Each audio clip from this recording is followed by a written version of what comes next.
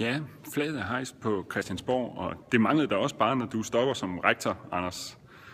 Tusind tak for din kæmpe indsats. Jeg synes, det er sigende, at når man møder elever, ikke bare ude på skolen, men også tidligere elever på universitetet eller i de politiske ungdomspartier eller andre steder i Aarhus, så får de altid en særlig gnist i øjnene, når de taler om deres tid på Langkær. En glæde, og den ved jeg, at du har været med til at skabe rammerne for.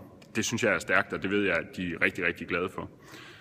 Jeg er selv glad for at bo i en by, hvor vi har en skole, som er så internationalt orienteret, som sætter mangfoldigheden og det, at vi ikke har samme baggrund i centrum og gør det til en styrke.